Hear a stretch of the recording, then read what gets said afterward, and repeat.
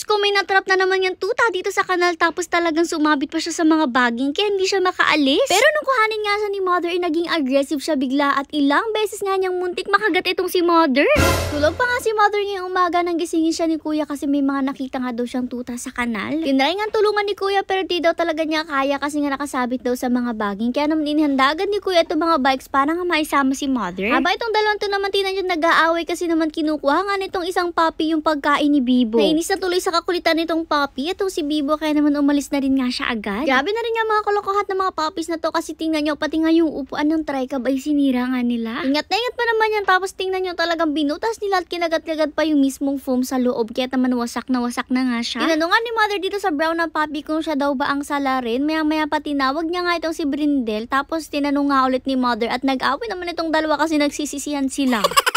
Maya pa umalis na nga sila para puntahan yung area kung saan nga nakita yung puppy. Hindi rin nga kalayuan kaya naman binike na lang nga nila o diba may purpose din naman ng pagbili ni Mother ng mga bikes na to. Kung maalala nyo dito sa area na to din nanganak itong si Mama Dog sa kabilang side nga lang ng kanal. Yung kanal kasi dito di mo malalaman na may kanal talaga kasi nga katabi siya ng mga makakapal na mga damo kaya naman yung mga puppies talaga napakadalas mahulog sa mga kanal dito. Nung makarating nga ito pinuntahan nga agad ni Mother tapos hinanap nga niya kung nasan yung puppy. At eto na nga yung tumambad sa kanya nagulat rin nga siya kasi medyo malaki na raw pala itong puppy na to. Nung time na to, hindi nga rin siya umiiyak, nakatingin nga lang din sa amin at mukhang takot na takot rin nga po siya. Medyo mataas rin nga talaga yung kanal kaya naman hindi niya nga kayang akyatin. Kaya itong si Mother, kinuha na nga itong puppy na to kaso syempre pinaamo-amo niya nga muna ng konti. Dahil nga kasi medyo malaki na tong puppy na to ay may attitude na nga rin po yung mga ganitong puppies kaya naman talaga medyo cautious si Mother sa pagkuha nga dito kay puppy. Nung makuha naman niya, tingnan nyo nga yung mga paa niya nakasabit talaga sa baging. Bale parehas nga po ng paa niya ang nakasabit. Kaya nga kahit anong try man niya na umalis dito sa kanal na to ay hindi po talaga siya makakaalis. Nung matanggal ni Mother yung baging sa paa niya, bigla naman siya nagumpisang maging aggressive at tumakbo nga ulit siya papalayo hanggang sa mahulog ulit siya sa kanal. Kung napansin niyo dapat kasi susuot nga lang siya dun sa may damuhan. Pero ang nangyayari nga nahulog ulit siya sa kanal kasi nga syempre di niya alam na may kanal dito. Ang bilis nga ng pangyayari at dalawang beses na nga agad muntik makagat itong si Mother kaya hindi na nga niya ulit basta makuha nung mahulog nga ulit dito sa kanal itong puppy na to. Kaya ang ginawa ni Mother, pinakalma niya nga muna itong puppy, tinimas-himas nga niya muna para malaman niya ni Puppy na safe naman siya dito kay Mother. Understandable din naman kasi itong reaction nga ni Puppy kasi nga syempre takot siya kaya syempre magiging defensive rin siya. Lumakuha nga ni Mother itong Puppy ulit sa kanal, hindi na nga muna niya binitawan at mapapansin nyo rin na sa batok nga siya hawak ni Mother. Kasi nga yun ang pinaka-safe na paghawakan ng mga puppies na ganito kasi sakasakali man kasi ng mga gat siya, hindi niya nga maaabot yung kamay ni Mother dahil nasa batok niya. Pero nung kalmado na rin naman itong Puppy na to, hinimas-himas na nga lang ulit siya ni Mother tapos tinatry nga niyang pakainin pero syempre dahil nga takot siya, di siya makakakain talaga. Nung time na to, nag-usap-usap na nga sila kung ano daw bang posibleng nangyari sa puppy na to, kung bakit nga ba daw andito siya sa kanal. Tapos yung makadaan nga daw si Kuya dito kanina, sabi niya dalawang puppies nga daw yung nakita niya dito, kaya naman ito si Mother, hanap pa nga siya ng hanap para dun sa isa pang puppy. Sigurado daw kasi talaga si Kuya na dalawang puppies to kasi tinry niya nga talagang tulungan, tapos yung isa nga daw ay itim pa. Kaya naman si Mother talagang suksok siya sa mga kanal at libot kung saan-saan para nga hanapin yung isang puppy na yun. Pero wala rin naman tayo naririnig na iyak nung time na to kasi kahit nga isang puppy na natulungan na hindi rin umiiyak dahil nga takot sila. Kaya nga naisip ni Mother nung time na to baka daw lalong tumago nga yung isang tuta kasi nga takot sila sa tao. Kaya rin siguro hindi nila makita-kita talaga yung puppy na yun kahit saan nga niya hanapin. Napansin din nga ni Mother na itong puppy na to ay grabe puro galis nga daw talaga kahit napakaliit pa. Kaya naman sumagi rin talaga sa isip niya na baka nga daw itinapon itong mga puppies na to dito. Nung bitawan naman ni Mother itong puppy na to ay bigla naman siyang tumakbo ulit papalayo sa sobrang takot niya. Kaya nahulog nga ulit siya sa kanal. O diba talaga mahulog at mahulog sila sa kanal sa sobrang takot nga nila. Anyways, balik nga tayo sa mga assumptions ni Mother. Bali hindi pa talaga nila mag-isip kung ano ba talaga nangyari sa mga puppies na to at hindi pa rin nga nila makita yung isa pang puppy. Bali hindi nga natin siya may iwan dito kasi susuot at susuot nga siya sa damuhan at mahuhulog ulit siya na mahuhulog sa kanal. Kaya naman naging plano nila ay iuwi nga daw muna sa mansyon itong puppy na to. Para nga daw kahit pa paano safe siya at hindi na siya ulit makabalik doon sa kanal at iinit na rin kasi mamayang tanghali at delikado kung andito pa rin siya manghihina siya. Pero syempre hindi pa rin nga sumuko itong si Mother para hanapin nga yung isa pang doggy. Baka kasi maya-maya yan dito lang siya tapos tinataguan nga lang tayo dahil takot siya. Delikado pa nga mamayang tanghali dito kasi sobrang init. Tapos syempre wala pa nga silang pagkain or tubig man lang kaya kawawa naman kung sakasakali. Pero sa tinagal-tagal na nga nila naghahanap at nalibot na nga niya itong buong damuhan na to, wala talaga sila nakitang puppy. Nakailang pabalik-balik na nga rin si Mother para i-double check talaga pero wala talaga silang makita kahit sa mismong kanal. Kaya maya pa itong si ate siya may kumuha kumuha naman nga siya nitong cage na maliit para nga maiuwi natin yung isang puppy. Syempre, dahil aggressive nga siya, hindi naman siya papayag na buhatin natin siya hanggang doon sa ating mansyon, kaya pinasok na nga siya dito sa cage. Kita nyo rin naman na nung ipasok nga siya ni Mother, aggressive na nga talaga siya dahil nga po kasi takot na takot siya. Sabi nga namin siguro talaga ay trauma to, may na-experience siya na something, kaya naman talagang sobra na yung takot niya ngayon. Kaya naman talaga mahirapan din tayo na paamuin itong puppy na to. Bago naman nung tayo umalis, talaga naghanap pa rin nga ulit sila one last time para nga dun sa isa pang puppy na nawawala kaso hindi talaga nila makita. Sabi nga nila, papakiramdaman na nga lang daw pagdaan dito kung may iyak ba at maya't maya nga rin titingnan kung lalabas ba siya. Sa ngayon nga, inuwi nga muna nila itong puppy na isa, tapos later nga ipagtatanong-tanong natin dito sa mga kapitbahay kung kanila ba tong puppy na to. At syempre, i-update din naman namin kayo later para nga sa video natin mamayang gabi. Baka rin nga kasi sa mga kapitbahay itong puppy na to tapos talaga naglaro-laro lang at nahulog. Basta ipagtatanong-tanongan natin itong puppy na to at i-update nga namin kayo mamayang gabi sa video natin. Sa ngayon nga, dito muna siya mag-stay sa atin para makapagpahinga rin nga po siya muna at makakain rin at makainuman lang. Yun nga lang, kailangan natin talaga maging cautious kasi grabe itong puppy na to. Napakaliit pa pero sobra-sobra na po yung galis niya. Pagdating nga dito sa loob, tingnan nyo, sinalubong pa nga siya nitong si Brindel at itong isang puppy na brown. Dahil nga rin takot itong puppy na to, dito nga muna siya nilagay ni Mother sa ibabaw nga nitong upuan ng tricam. Para rin nga hindi siya gaanong kulit-kulitin ng dalawang to at para naman makapagpahinga rin nga siya since talaga kita mo naman sa kanya na hinang-hina nga siya. Nung pagbaba ko naman, ichinika nga sa akin ni Mother ang nangyari na may nakita nga daw silang puppy. At gaya nga nasabi ko sa inyo, usapan talaga ibabalik-balikan nga daw yung part na yon or yung area na yon para makita nga daw kung talagang may isa pang puppy doon. At bilang isang marites, syempre sumama pa ako at sinama ko na rin nga itong Junakis ko dahil maaga pa naman. Habang nag-uusap-usap naman kami dito sa Gedli, tingnan nyo nga itong tatutong titig na titig at naghihingi ng pagkain. Kaya naman binigyan muna sila ni Ate Shamin. Tapos tingnan nyo rin nga talaga sinamahan pa nga tayo ng mga to papunta doon. Nakakaloka naman itong si Achichi kasi tingnan nyo maya-maya pa may nilalaro na nga siya, tangay-tangay niya itong medyas na to. Diyos ko, kanino kayang medyas to? Andito na rin nga si Whitey at pakaway-kaway rin nga ang buntot sa ate. Nung makarating naman tayo ulit dito sa area, syempre for the hanap na nga ulit ang mga personality kasi talagang hoping tayo na makita natin yung isa pang puppy. Kasi nga iniisip natin kung sakasakali man na makaalis nga siya dun sa kanal kanina, saan naman kaya siya pumunta? Okay nga sana kung makauwi siya sa kanila, pero paano nga kung anong nangyari ay nandito pa rin nga siya nakastak at nagtatago lang. Sa paghanap naman ito si Mother, grabe iba naman nga yung nakita niya. Bigla nga siyang may nahila na ganitong mahaba, tapos parang meron nga siya mga kakasabit na mga pipino. Muntik pa nga niyang tikman. Grabe, basta nga na nga lang siya makatikim, baka maya-maya lason to. Nung hindi naman natin makita yung puppy, naglakad-lakad pa nga tayo. Sabi ko kasi baka nga makita natin yung puppy dito, tapos baka nga taga dito lang din siya. Pero negative, hindi natin nakita yung puppy, tapos wala nga ritong mukhang bagong anak na doggy. Kaya na nga dumiretso na rin nga tayo pa uwi at i-update ko na nga lang kayo sa mga susunod nating videos.